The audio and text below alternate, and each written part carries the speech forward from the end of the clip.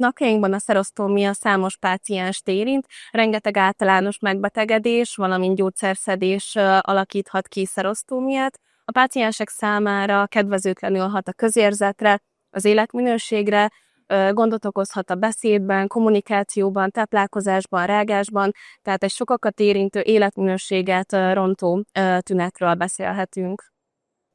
Sziasztok, Kisgyörgy Rita vagyok, diplomás dentálhigiénikus, 2018-ban végeztem a Szegedi Egészségtudományi Karon, ezt követően az egyetemen helyezkedtem el, oktatóként dolgozom a mindennapokban, valamint magánrendelőben is dolgozom dentálhigiénikusként. A prevenciós kongresszus keretein belül fogom a mai előadásomat megtartani, a szerosztómiáról, illetve annak menedzseléséről, kezelési lehetőségeiről fogok a mai napon előadást tartani.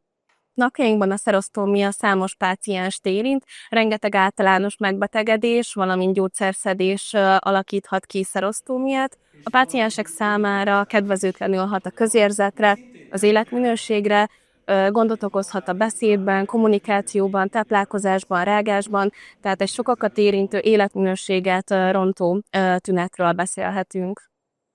A szerosztómia kialakulásában számos életmódbeli tényező játszhat szerepet. A legfontosabbak ezek közül a dohányzás, valamint az alkoholfogyasztás. Ezek nagyon súlyos rizikófaktorok ennek kialakításában, valamint az életmódbeli tényezők is fokozhatják a szerosztómia kialakulásának kockázatát, összefügg a kávéfogyasztással, alkoholfogyasztással. Pácienseinknek dentálhigiénikusként leginkább az életmódbeli javaslatokkal tudunk segíteni. Egyrészről nagyon fontos az anamnézis pontos ismerete, valamint a kiváltó okoknak a felderítése.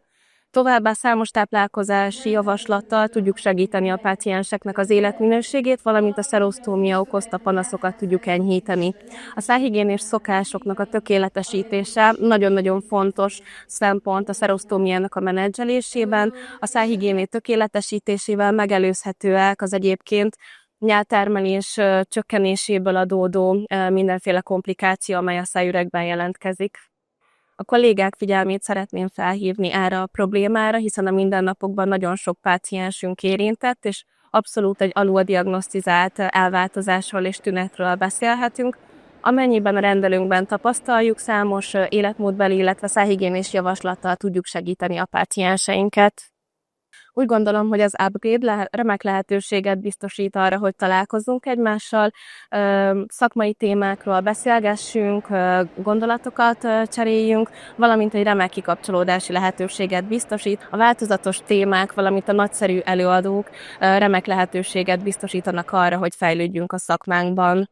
Úgy gondolom, hogy a fogászati mindennapokban gyakran jelentkező problémák kerültek a témák közé.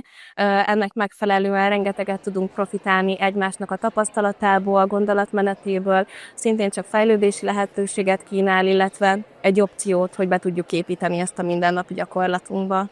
Minden kollégát és kolléginát arra bíztatnék, hogy találkozzunk az upgrade-en.